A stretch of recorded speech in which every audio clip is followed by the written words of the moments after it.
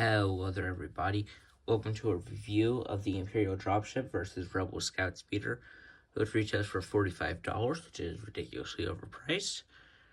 But anyways, it comes with 7 minifigures, being 3 Stormtroopers and 3 Rebel Troopers and QTKT.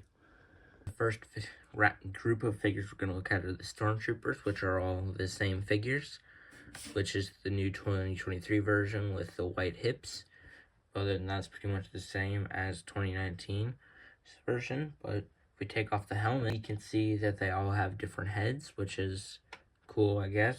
I guess mainly for kids playing with the minifigures, being like, oh, they're cool, they have different heads, so that means they're different people, and we can make the lore as violent as possible. These Stormtroopers are really good. They do have the Family Guy helmet, so that means that you can't turn the heads. See? That, which does suck. Whatever, I don't care. But other than that, they're fine. Next, we'll be looking at the Rebel Troopers, which they all have different faces. But at first, I thought that these two had the same face. But this one, if you look closely, he has Captain Antilles' face, I think. And I don't know if anyone else has pointed that out, but I just think that's really interesting that they just decided to reuse a named character's face for just a random soldier. But other than that little tangent, other than the face and the hands, these minifigures are basically all the same. But that's good for a battle pack, and I think this is a very good selection of Rebel Troopers. The last figure we're going to look at today is QTKT, which, if you don't know the story, QTKT, you can Google it, but yeah. Anyways, she has printing right here, and you can see she has printing on the top of her head, but she doesn't have any back printing, which is kind of annoying that R2 is the only one getting back printing. But other than that, this is a great figure, especially as a bonus. But yeah, so she's pretty cool. So starting with the dropship, we can see you can have the cockpit right here, which you can put a Stormtrooper in, but you can take the blaster out. We'll get to that later. Sit him down. It's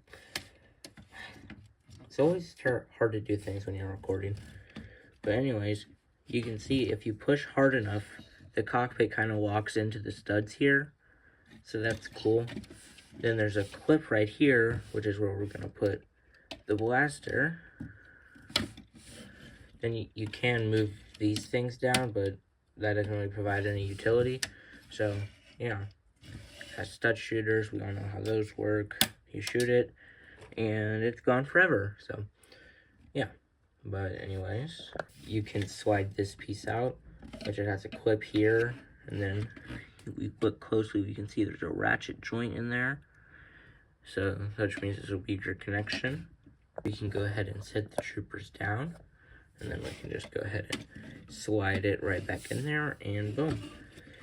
So, yeah, this is pretty good, but it's not as good as the last two. Well, no, it says it's better than the 2008 version, in my opinion. But, yeah.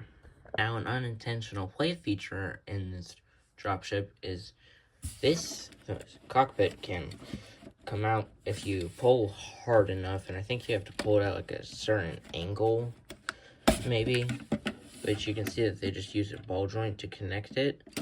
So this could technically be an escape pod in a kid's imagination. So that's cool, but you can put it back in there and boom. So that's a pretty cool unintentional play feature. My main question with this is, what utility, like, purpose does this thing provide? Because, like, what ship is this going to be coming down from space in? Because there's no protection from them here, like on a Republic dropship. So, you know, say they're flying in space and boom, they would be flying off into who knows where, which would really suck for the Empire. So yeah, like, what ship would be holding these, taking them to a planet, and then to drop off the troopers? Just saying, this ship provides no utility in space. This is a really good dropship, other than it providing no utility in space. But other than that, I would recommend this set. At least this part. And the other build in this set is a speeder, which makes sense. But anyways, we can see on the back there's thrusters. You'd be surprised how many stickers are in this set. But anyways, sticker detailing here. But then as you can see this turret on top of the speeder, we can take it off. So that's pretty cool. Taking a closer look at the turret, we can see that it has stud shooters on it. And it uses the typical LEGO Star Wars control panel. You can see they use some ladder pieces. So if you wanted to, you could just drop the figure. Hold on for a second. You can take the figure and put them on there to look like they're climbing. I lost the helmet a bit ago.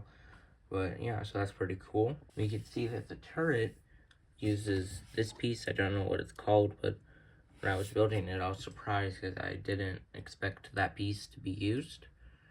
But yeah, that's pretty cool. Looking at the speeder without the turret on top, it still looks good, just not as good.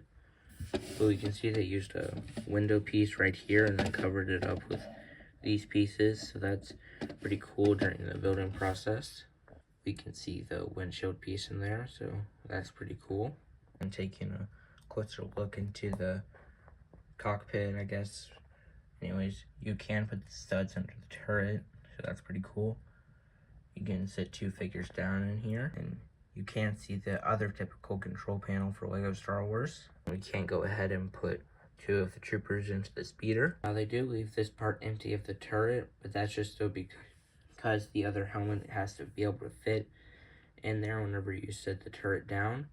Here's the speeder next to the turret, but then we can take the turret and go ahead and put it back on, which I do usually have trouble with getting everything to line up, but I think this is right. Maybe I need to move it one stud closer. Helmet is very sensitive, as you can see. Anyways, here's the turret on speeder, which again, the speeder looks really good. And I'm very happy with this set, but let's get to my final thoughts. Now, I know I can't be the only person that finds it funny that they remade this on the last anniversary of LEGO Star Wars. But anyways, that does kind of bring me to my next point is I really wish they included a third Rebel Trooper and a Shadow Trooper in this set. That would be really cool to see. I do own the 2019 Shadow Trooper, so I could always just put that there.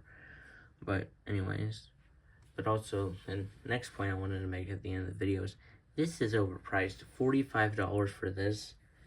I could see 35, maybe 40. That's even a little much. But $45 for this set is just kind of insane. I hope you enjoyed this video, and if you did, leave a like. If you didn't enjoy, leave a dislike. And if you're new around here, consider subscribing. See you in the next video.